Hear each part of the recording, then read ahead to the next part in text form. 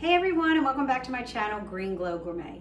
Tonight we are going to be making a delicious Indian dish, and you will have dinner on your table in less than 15 minutes. So this is an easy recipe, it's delicious.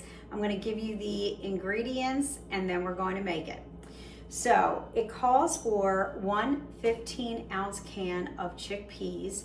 If you're using whole chickpeas, the dried ones, you can do that. Just soak them overnight for at least 8 hours, and your cooking time is going to be a little longer. It's going to be 35 minutes in the Instant Pot versus 8 minutes using the canned chickpeas.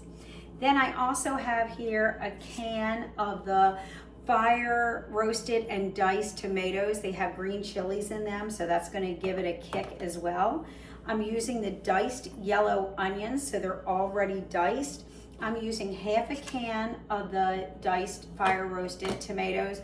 I'm using about half of the container of the onions. And then I'm using, instead of 2 cloves of garlic, I'm using the minced garlic, and I'm using 2 teaspoons of that.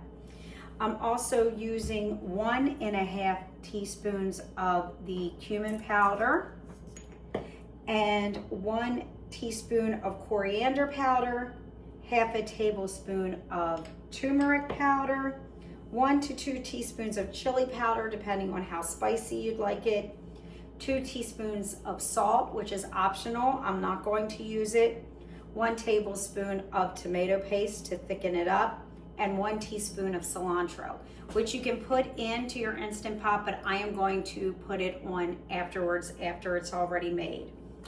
And then I'm using the organic Jasmine rice from Trader Joe's.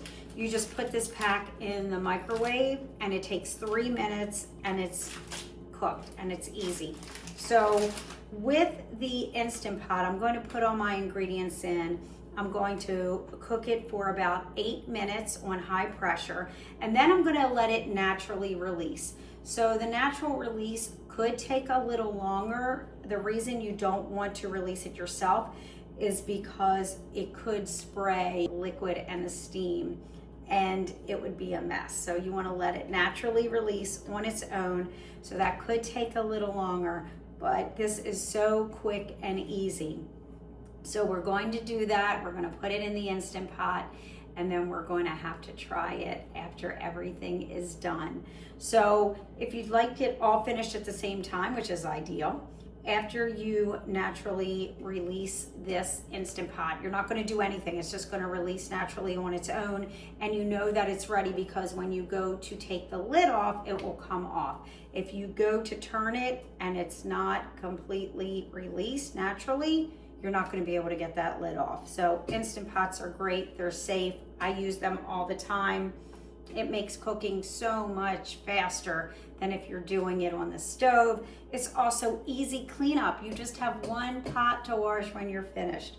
So I am a huge advocate for the Instant Pot.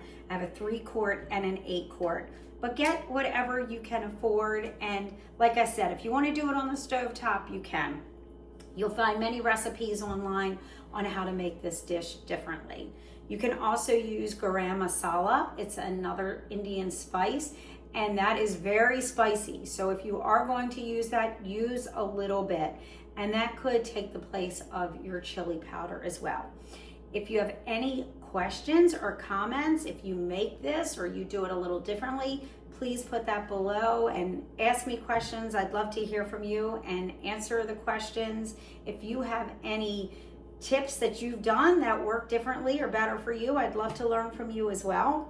So please subscribe to my channel, Green Glow Gourmet on YouTube, and you can also go to my website at www.greenglowcoaching if you're interested in learning how to add more plants and vegetables into your diet.